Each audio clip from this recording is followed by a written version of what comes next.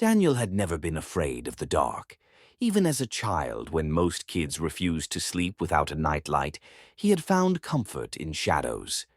The quiet stillness of night was something he valued, but lately his nights had become anything but peaceful. It started with a whisper, software barely audible. So faint he thought at first it was nothing more than the settling of the old house, but the words were there clear enough to make his skin crawl. "Daniel, look under the bed." The first time he heard it, he froze in place, staring at the ceiling in the dim glow of the streetlight outside his window. He didn't move. He didn't breathe. And after a few minutes, the voice faded. He convinced himself it was a dream. But the next night it came again. "Daniel, look under the bed." It was always the same soft, coaxing tone. It wasn't angry or threatening. It was patient, almost pleading, as though whatever spoke only wanted him to obey. Days passed, and each night Daniel lay awake listening to the voice repeat its demand. He tried earplugs. He tried sleeping pills. He even blasted music through headphones until the battery died. But nothing worked. Somehow, no matter what he did, he always heard it. "Daniel, look under the bed." One night, driven by frustration, he muttered out loud, "Who are you?" The room fell silent. He almost laughed at himself for speaking to an empty room. But then, from the shadows, came a reply. "You already know."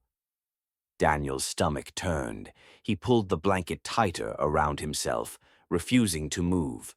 Sleep eventually claimed him, though his dreams were restless and filled with strange shapes crawling beneath his mattress. As the weeks went on, the voice grew stronger. Sometimes he would see movement from the corner of his eye, a shadow slipping away when he turned his head. Other times he would wake in the night to find his arm dangling off the bed, and he'd snatch it back instantly, terrified of what might be waiting below. The worst part wasn't the voice itself, but the feeling it carried. It wasn't just asking. It was waiting, as though something ancient and hungry crouched in the darkness beneath him, patient enough to bide its time until he gave in. By the third week, Daniel was falling apart. His co-workers noticed the dark circles under his eyes. His friends stopped inviting him out, tired of his constant distraction. At home, the once cozy bedroom felt like a cage. He couldn't escape the whisper, "Daniel, look under the bed." One stormy night, after hours of tossing and turning, Daniel broke. Heart pounding, he sat up and whispered back, "Fine." His hands trembled as he leaned over the side of the mattress.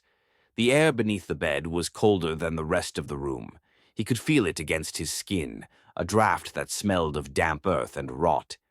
Slowly he lowered his head, peering into the gap. At first he saw nothing but darkness, and then two eyes blinked open.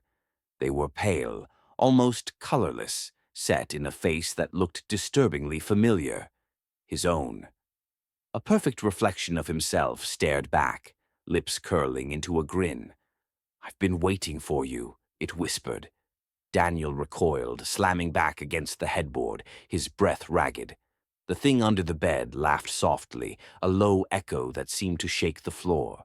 Its hands, his hands, reached out from the shadows, impossibly long and thin. He shut his eyes, whispering to himself that it wasn't real, that this was another dream. But the sound of fingernails scraping against the wooden floorboards told him otherwise. The voice grew louder, filling every corner of the room. "Daniel, come closer. Let me out."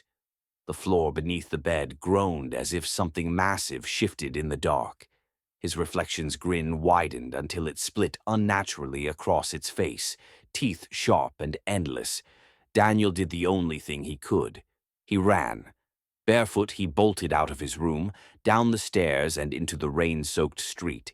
He didn't stop running until his lungs burned and his legs gave out. He spent the night at a cheap motel on the edge of town, the hum of the vending machine outside his door, the only comfort he had. Sleep came in short bursts, but for the first time in weeks, he didn't hear the voice. The next day, Daniel tried to convince himself he had lost his mind, that exhaustion had twisted his thoughts. But when he returned to his house, the bedroom door was wide open. The blanket was pulled to the floor, and underneath the bed, faint claw marks etched the hardwood, leading out into the hallway. That night in the motel, as Daniel lay in the stale sheets, he heard it again. "Daniel, look under the bed."